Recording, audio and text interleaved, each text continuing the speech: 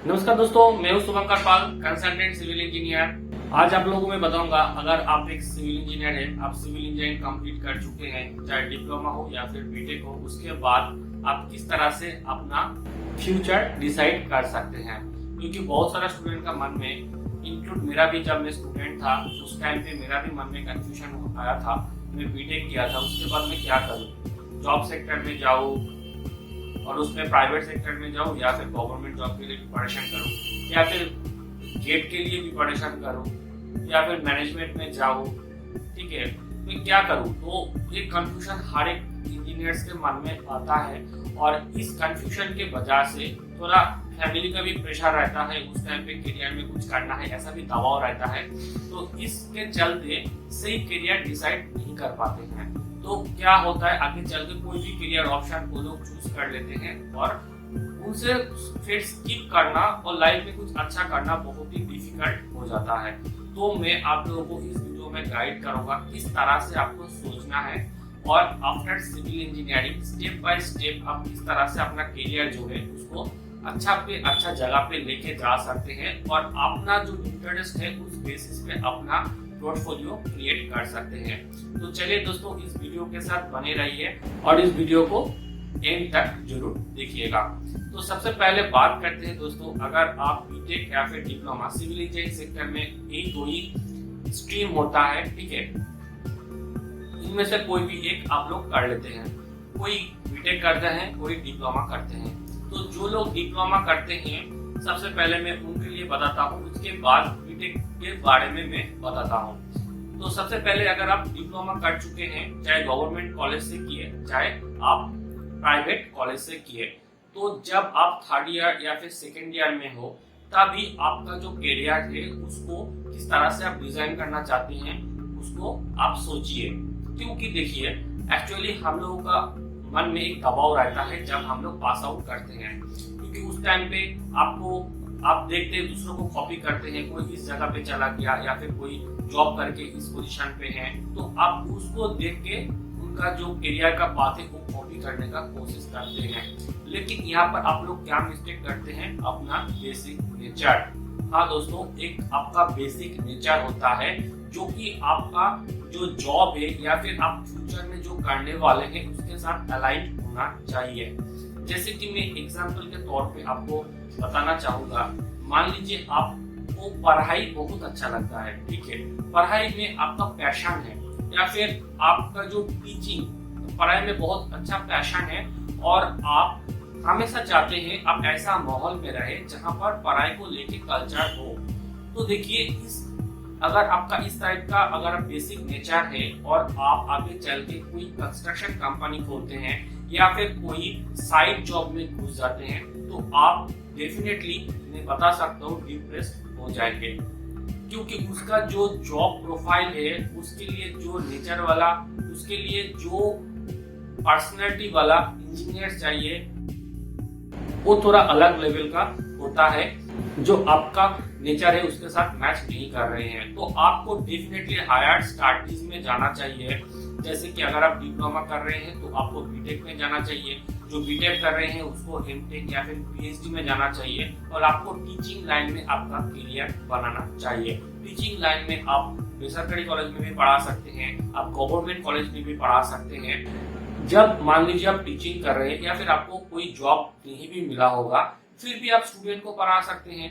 अगर आप पीएचडी किए हैं या फिर एमटेक किए हैं, आप इंजीनियरिंग कॉलेज से जो स्टूडेंट है उनको पढ़ा सकते हैं, ऑफलाइन पे पढ़ा सकते हैं, ऑनलाइन पे अभी बहुत सारा स्कोप है, ऑनलाइन पे वो भी पढ़ा सकते हैं। आप अन अकेडमी में पढ़ा सकते हैं या फिर खुद का अगर क्लाइंट बेस है, खुद का अगर आपका स्टूडेंट बेस है, ठीक है, तो उनको आप ऑनलाइन पे पढ़ा सकते हैं। सोशल मीडिया में अपना चैनल बना सकते हैं, वहां से आप स्टूडेंट को एक्वायर कर सकते हैं और आप अच्छा खासा इंडस्ट्री बना सकते हैं। आपका सामने लाइव एग्जांपल है, जैसे कि फिजिक्स वाला बोल के एक चैनल है, जिनको फिजिक्स पढ़ाना बहुत अच्छा लगता था, वो सिर्फ फिजिक्स पढ़ा के ही उनका जो कंपनी का वैल्यूएशन है वो मोर देन 1000 करोड़ है। टीचिंग लाइन में कितना अच्छा करियर बनाया जा सकता है।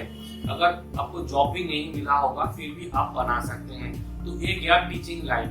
अभी मान लीजिए आपको पढ़ाई उतना अच्छा नहीं लगता है, ठीक है, तो आप बिल्कुल हायर स्टडीज मत कीजिए, क्योंकि हायर स्टडीज में अगर आप जाएंगे वहां पर आप डिप्रेस्ड हो जाएंगे। क्योंकि वहां पर जैसे कि आप बीटेक हो, डिप्लोमा में अगर आप डिप्लोमा हो, बीटेक में काफी सारा पढ़ाई है, उसमें काफी सारा सब्जेक्ट्स है, ठीक है, काफी सारा लैब का टास्क होता है। तो आपको पढ़ाई में अगर इंटरेस्ट नहीं है तो आप 3 इयर्स या फिर 4 इयर्स आप वहाँ पर स्पेंड नहीं कर सकते हैं। उसके बाद फिर एमटेक करना है, उसके लिए भी पढ़ाई है, फिर पीएचडी तो और भी लंबा प्रोसेस है। तो आप बिल्कुल आप डिमोटिवेट हो जाएंगे और बीच में ही छोड़ देंगे।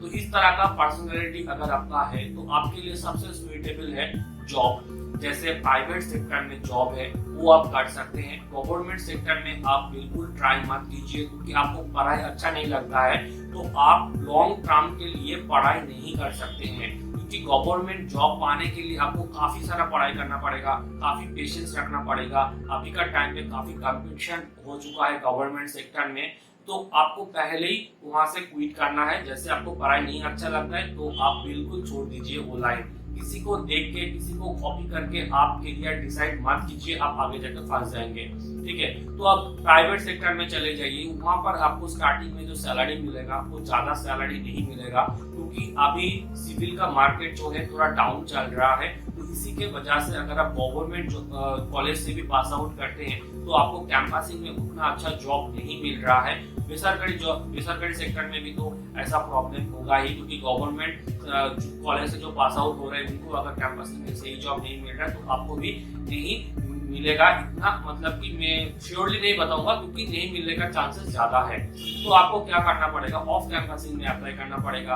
आप खुद का पोर्टफोलियो बनाइए, फिर आप ऑनलाइन पे बहुत सारा जॉब पोर्टल है उसमें ट्राई कीजिए। अगर आपके पास कोई रेफरेंस है उससे थोड़ा ट्राई कीजिए, या फिर आप दूसरे भी जो चीज है आप खुद करिए, ठीक है। और स्टार्टिंग में जो आपको जॉब मिलेगा उससे सैलरी आपको ज्यादा नहीं मिलेगा, मैक्सिमम आपको 10-12 हजार भी मिल सकता है, ठीक है। 15,000 अगर आपको अच्छा कंपनी में मिला तो 15,000 भी मिल जा सकता है, लेकिन ज्यादा सैलरी आप एक्सपेक्ट मत कीजिए एज ए साइट इंजीनियर, क्योंकि स्टार्टिंग में आपको अच्छा स्ट्रक्चरल फॉर्म में भी नहीं मिलेगा, क्योंकि एज ए साइट इंजीनियर आपको मिलने वाला है। फिर आप वहां से अपना करियर जो है वो कैसे ग्रो करेंगे।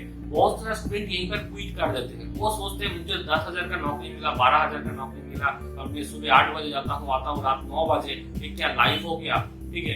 देखिए ऐसा बिल्कुल मत सोचिए। हाँ, मैं मानता हूँ प्राइवेट सेक्टर में जॉब करना थोड़ा टफ है, थोड़ा उसमें जो लाइफस्टाइल है वो थोड़ा हार्ड टाइप का रहता है, फिर भी आप इसमें लगे रहेंगे, एक टाइम पे आप देखेंगे आपका सैलरी जो है up to 5 years to 6 years approximately 40,000 आ जाएगा। क्यों मैं बता रहा हूँ, इसके लिए भी कुछ तरीका है। आपको एक ही कंपनी में स्टक नहीं होना है, आपको कंपनी चेंज करते रहना है। जैसे किसी कंपनी में आप 2 साल काम कर लिए, वहां पर बेसिक चीज सीख लिए, उसके बाद आप दूसरा कंपनी में अप्लाई कर दीजिए। और सबसे ज्यादा जो इम्पोर्टेंट चीज है एक कंपनी को चूज करने का, वो है job profile.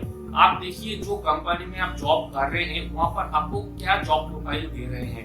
As a site engineer post आपको दे रहे हैं, as a site engineer post आपको दे रहे हैं, या फिर आपको दूसरा कोई काम दे रहा है जो कि आपका सिविल के साथ रिलेटेड नहीं है लेकिन वो कंस्ट्रक्शन कंपनी है, ठीक है। ऐसा काम मत कीजिए जहां पर जॉब जो डेडिकेशन है वो साइट इंजीनियर हो, क्वालिटी इंजीनियर हो, ठीक है। इस तरह का अगर आपको पोस्ट मिल रहा है तो आप ज्वाइन कीजिए। उसके बाद आप देखिए वहां पर क्या काम आपको करना पड़ रहा है। सिविल रिलेटेड काम है, जैसे कि साइट को एग्जीक्यूशन करना, उसका क्वालिटी को ध्यान रखना, उसमें जो मटेरियल वगैरह है उसको मैनेज करना, ठीक है, एस्टिमेशन वगैरह बनाना, ठीक है। इस तरह का अगर आपके पास आपको काम है सिविल रिलेटेड तो ही आप वो काम कीजिए, अदरवाइज उस कंपनी में मत घुसिए।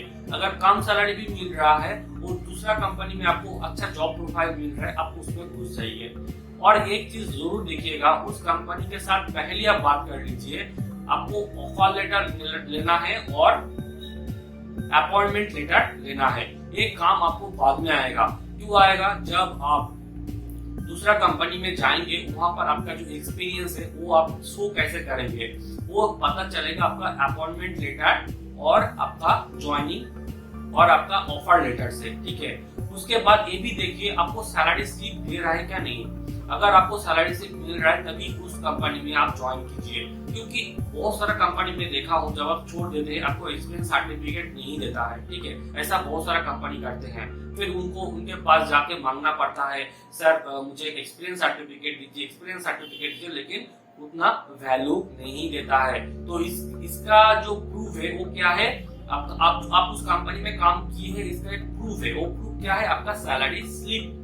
अगर आपको सैलरी स्लिप मिल रहा है तो आप दूसरा कंपनी को दिखाएंगे, सर मैं उस कंपनी में काम किया हूँ और ये मेरा पिछले मंथ का जो कि लास्ट मंथ था मेरा, उस लास्ट मंथ का मेरा सैलरी स्लिप है, उसमें डेट रहेगा और आप जिस डेट में ज्वाइनिंग किए हैं और आपको ऑफर लेटर भेजा किया था उस डेट को देख के ही पता लग जाएगा आप उस कंपनी में कितना साल काम किए हैं और आपका एक्सपीरियंस कितना है।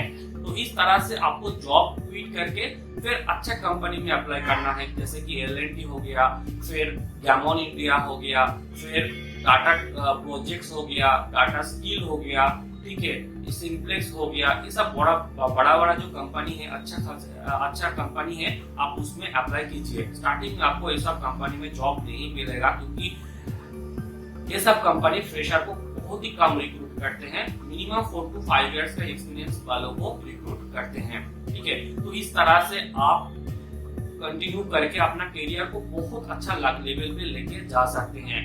बाद में आप मैनेजमेंट कोर्स करके अच्छा लेवल पे, जैसे कि deputy general manager, senior manager, ऐसा पोस्ट को भी जो बीटेक किए हैं, ठीक है, बीटेक वालों को भी सेम है। उनको अगर पढ़ाई में अच्छा लगता है तो फिर वो आगे चल के गेट के लिए प्रिपरेशन करे, ठीक है, फिर गवर्नमेंट जॉब के लिए प्रिपरेशन के लिए हायर स्टडीज में जाए। सेम प्रोसीड्योर है एज डिप्लोमा इंजीनियर्स, ठीक है। अभी बात करते हैं, मान लीजिए आपको बिजनेस करना है तो आप कैसे फाइंड करेंगे, आपको आपका मेंटालिटी बिजनेस मेंटालिटी है। देखिए, जो बिजनेस करते हैं ना उनमें एक बहुत अच्छा बेसिक नेचर होता है, वो होता है किसी के अंडर में मैं ना रहूं, और उसका विजन थोड़ा बड़ा होता है। वो लाइफ में कुछ बड़ा करना चाहते हैं, ठीक है, वो लाइफ में कुछ सोसाइटी के लिए कुछ करना चाहते हैं, ठीक है, वो एक्चुअली चाहते हैं दूसरों से मैं कुछ डिफरेंट करूं। शुरू से ही उनका थिंकिंग थोड़ा अलग होता है, वो खुद का इंटेलिजेंस को यूज करके नया कुछ बनाना चाहते हैं, ठीक है। इस तरह का अगर आपका मेंटालिटी है तो आपको डेफिनेटली बिजनेस में जाना चाहिए, और आपको ये भी देखना पड़ेगा आपको रिस्क लेने का कैपेसिटी कितना है। सब बोलते हैं बिजनेस करने के लिए पैसा चाहिए, लेकिन मैं बताता हूँ, मैं खुद इसका रियल एग्जांपल हूँ। बिजनेस करने के लिए स्टार्टिंग में आपको उतना ज्यादा पैसा नहीं लगता है। आपके पास इस तरह का एक लैपटॉप है और या फिर डेस्कटॉप है, साथ में एक मोबाइल फोन है, उसको लेके ही आप काम कर सकते हैं, एज ए फ्रीलांसर कर सकते हैं, आप ऑफलाइन पे काम कर सकते हैं, बिल्डिंग एस्टिमेशन प्लानिंग बना सकते हैं। इस तरह से आप अपना करियर को स्टार्ट कर सकते हैं, ठीक है। लेकिन आपको ये देखना पड़ेगा आपको पेशेंस कितना है, आपको देखना पड़ेगा आप में पेशेंस कितना है, आप कितना रिस्क ले सकते हैं। जिनका घर का कंडीशन बहुत खराब है, पूर फैमिली से बिलोंग करते हैं, या फिर पापा रिटायर हो चुके हैं, उनका फैमिली का सोर्स ऑफ इनकम कुछ नहीं है, उनको इमीडिएटली फैमिली को सपोर्ट करना पड़ेगा, तो उनके लिए बिजनेस नहीं है। आप बिजनेस में मत जाइए, क्योंकि बिजनेस में रिस्क लेना पड़ेगा, ठीक है, और आपको पेशेंस रखना पड़ेगा। इमीडिएट अर्निंग नहीं आएगा, हो सकता है आप इसमें फेल भी हो जाओ, ठीक है। तो इसको अगर आप अच्छा से मैनेज कर पाओ, ठीक है, तभी आप बिजनेस में जाओ। और क्रिएटिव माइंड तो डेफिनेटली होना चाहिए। आप छोटा चीज में हैप्पी हो, एक छोटा सा घर रहे, छोटा इनकम रहे, छोटा फैमिली रहे, उतना प्रेशर नहीं लेना है लाइफ में, जैसे चल रहा है चलने दो, ऐसा मेंटालिटी है तो आप बिजनेस में मत आइए। बिजनेस सबके लिए नहीं है, बिजनेस करना इजी है, लेकिन बिजनेस करने का जो पर्सनैलिटी होता है वो डिफरेंट होता है। क्योंकि मैं एज ए सिविल इंजीनियर जब मैं पास आउट किया था, मुझे सही डायरेक्शन में गाइडेंस नहीं मिला, और उसको लेके मेरे मन में बहुत ज्यादा कंफ्यूजन आया। मैं बहुत सारा ऐसा फ्रेंड को देखा जो कि गवर्नमेंट जॉब करने करे रहे हैं, उतना उनका एकेडमिक स्कोर अच्छा नहीं था, और उन्होंने उनको पढ़ाई में उतना इंटरेस्ट नहीं था, गवर्नमेंट जॉब में पढ़े रहे हैं और लाइफ में अभी तक कुछ नहीं कर रहे हैं, जो कि हम लोग 6-7 साल में हम लोगों का मतलब कि पास आउट होना हो गया। लेकिन जो लोग उनका जो बेसिक नेचर है उस बेसिस पे करियर को सिलेक्ट किया, वो बहुत ही जल्दी करियर में अच्छा जगह पे पहुंच गया और अच्छा प्रॉफिट कमा रहे हैं। ऐसा बात नहीं है सिविल इंजीनियरिंग खराब है, सिविल इंजीनियरिंग का जो डोमेन है वो खराब है। इस सेक्टर में बहुत पैसा कमाया जा सकता है, बहुत अचीवमेंट मिल सकता है, आप बहुत रिस्पेक्ट आप यहाँ से पा सकते हैं। लेकिन आपका जो नेचर है, आपका जो बेसिक नेचर है, उसके साथ आपका प्रोफाइल अलाइन होना चाहिए, ठीक है। और गवर्नमेंट जॉब किसके लिए है? जिनका फैमिली में ऑलरेडी एक अच्छा बैकअप है, ठीक है। उनका पापा कोई अच्छा जगह पे काम कर रहे हैं या फिर घर में कोई पैसा का टेंशन नहीं है, फिर दूसरा कुछ एसेट है, वहां पर घर चलने का पैसा जो है वो आ जाता है और उनको उतना जल्दी नहीं है लाइफ में जल्दी जल्दी कुछ करने का, ठीक है। तो वो पेशेंस लेके गवर्नमेंट जॉब जरूर प्रिपेयर कर सकते हैं, गेट के लिए भी प्रिपेयर कर सकते हैं। और थोड़ा पेशेंस लेके अगर आपका पढ़ाई में इंटरेस्ट हो, आप इस लाइन पे बने रहेंगे तो आपको जरूर गवर्नमेंट जॉब मिल जाएगा। ऐसा नहीं है गवर्नमेंट जॉब पाना बहुत डिफिकल्ट है, इजी है, लेकिन वो भी आपका पर्सनालिटी के साथ अलाइन होना चाहिए। तो उम्मीद करता हूँ दोस्तों आपका मन में जो भी क्वेश्चन है वो क्लियर हुआ होगा। मैं खुद एज ए सिविल इंजीनियर ये सब चीज को फेस कर चुका हूँ और बहुत सारा स्टूडेंट मुझे फोन करके ये सब चीज पूछते हैं, तो मैं सोचा इसके लिए एक प्रॉपर वीडियो बनाया जाए जिससे आपका जो थिंकिंग है वो क्लियर रहे और आप अपना बेसिक नेचर के साथ अपना प्रोफाइल क्रिएट कर सके और आप इस लाइन पे एक अच्छा सिविल इंजीनियर बन के अपना लाइफ को अच्छा बना सके। तो उम्मीद करता हूँ दोस्तों आपको ये वीडियो काफी पसंद आया होगा। अगर पसंद आया तो लाइक कीजिए और इस वीडियो को जरूर अपना बैच में, कॉलेज फ्रेंड में, ग्रुप में शेयर कीजिए।